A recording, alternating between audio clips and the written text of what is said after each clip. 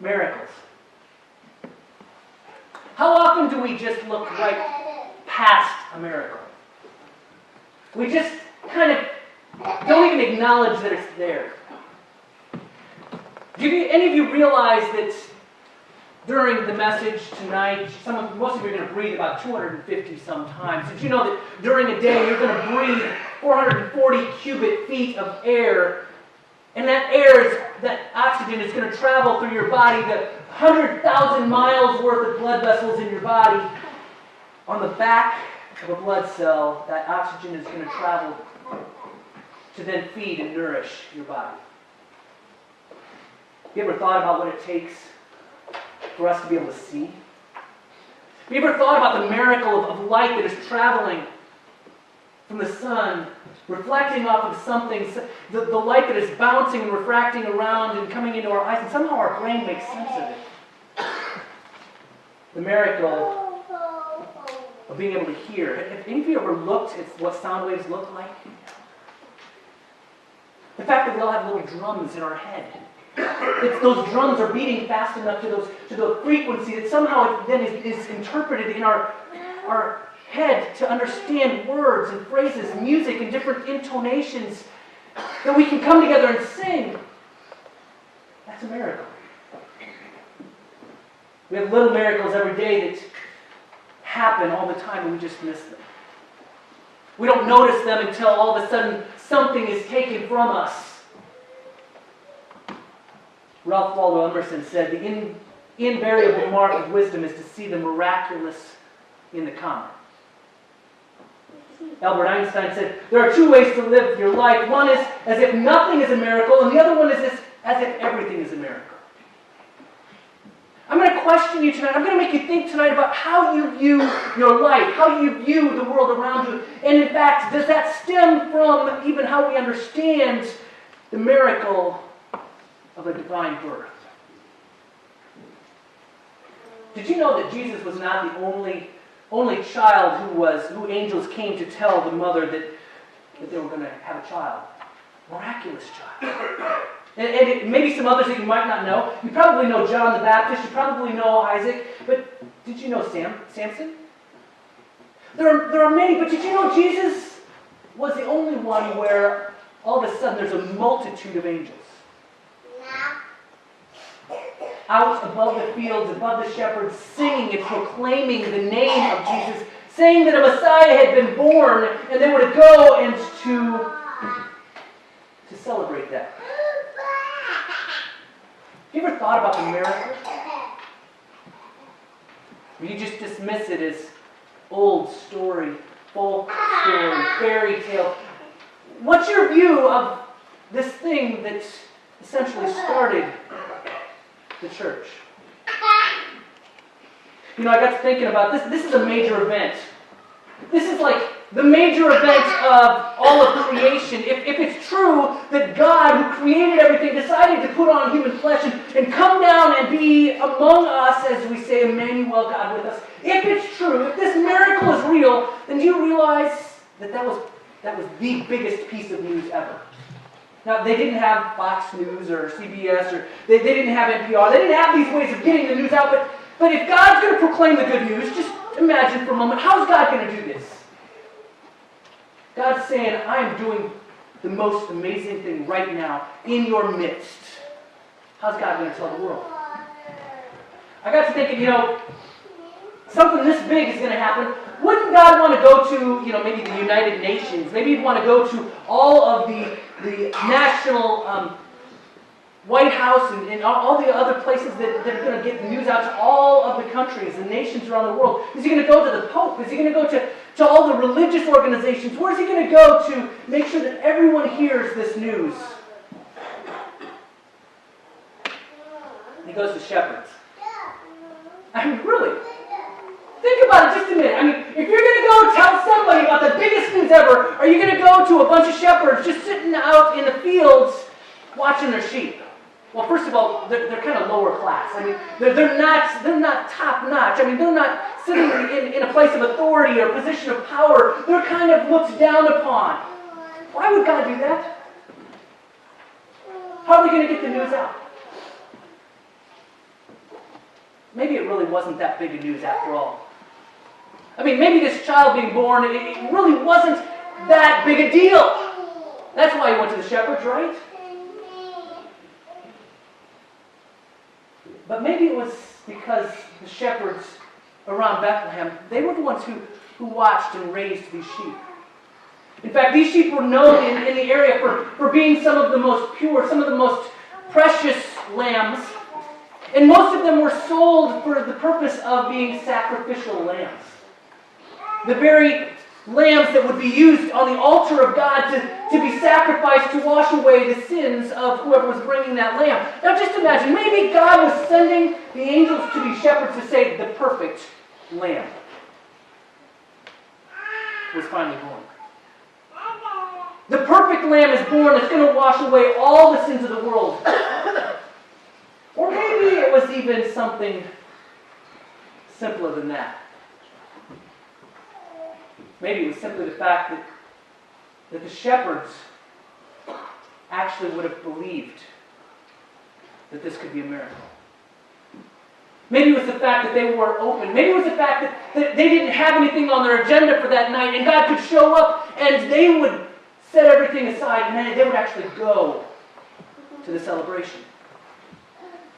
Max Lucado had an interesting way of looking at it. He said it this way. He said, had the angels gone to the theologians, they would have first consulted their commentaries. Think about it. Had they gone to the elite, they would have looked around to see if anyone was watching. Had they gone to the successful, they would have first looked at their calendars to see if they could fit it in. So God went to the shepherds. Men who didn't have a reputation to protect, or an axe to grind, or a ladder to climb. Men who didn't know enough to tell God that angels don't sing to sheep, and the messiahs aren't found wrapped in rags and sleeping in a feeding trough. Maybe that's why God went to the shepherds. I've also heard it said this way: birds, you know what? Birds really don't need ornithologists for them to be able to fly. Did you know this? And God really does not need theologians or people like us who think we really understand God and call ourselves theologians for God to still be able to do miracles. The shepherds, they did not need to be scholars and nitpick everything apart to simply believe what the angels told them. Maybe that's the hardest thing for us, is to simply believe. We want to pull things apart. We want to make sense of it. We've got to dissect everything for it all to fit just right. Why did God go to the shepherds? Maybe because they would listen.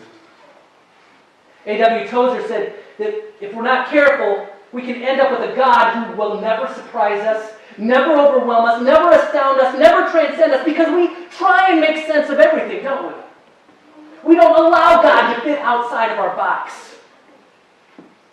We need a nice, neat, organized, understandable God. Perhaps we need to set aside our arrogance, our confidence that we understand and we can know everything about God. Perhaps maybe we need to be like a shepherd. We need to be humble enough to actually receive the simplicity of a message.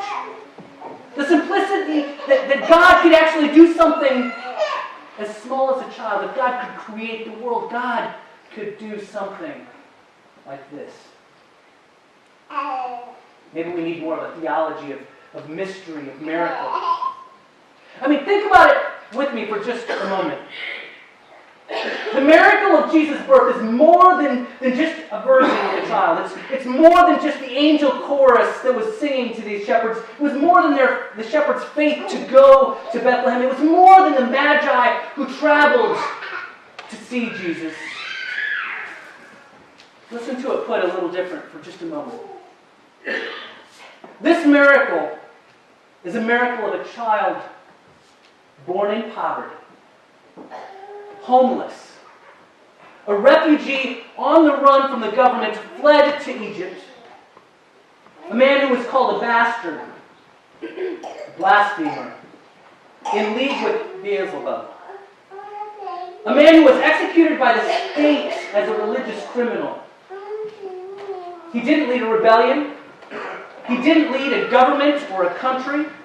He didn't invent something that changed the globe. He didn't write a book himself. He was surrounded by simple people.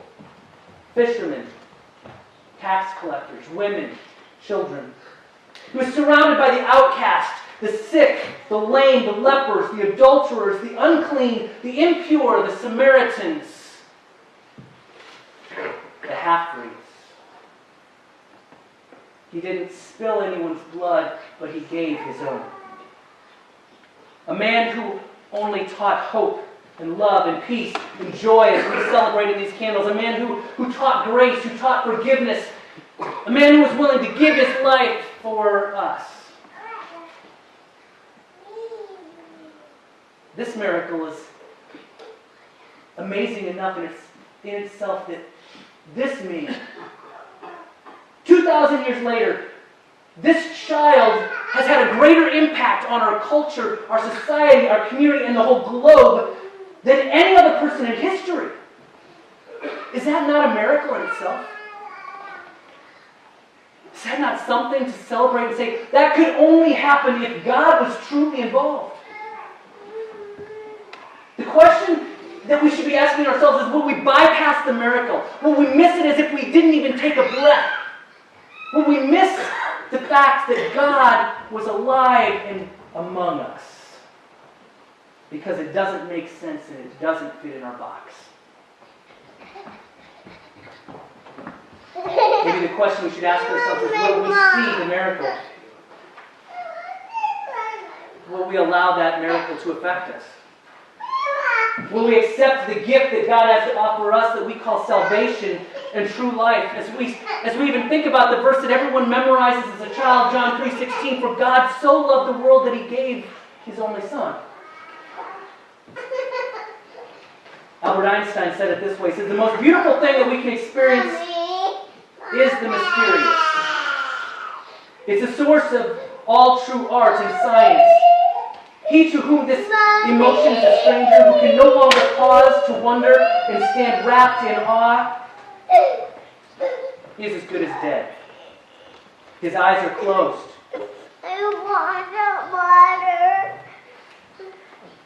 I hope that you're not standing in that position like Albert Einstein said, that you're as good as dead and your eyes are closed. In fact, I hope that this Christmas that your eyes will be open to a miracle that you've never seen that way before. I hope that you will see what God has done in all of creation, that you can celebrate Christmas anew, not just as presents under a tree, but as something that God did miraculously as a gift to humanity and a gift of God's love. That you can celebrate the omnipotent, omniscient, omnipresent God of all creation, who made himself born as an infant and placed in a feeding trough. The fact that we know his name 2,000 years later is a miracle enough. He's a miracle that's changed the world. It's a miracle that's changed me. It's a miracle that affects every one of us. But the question is, what will we do with the miracle we've received?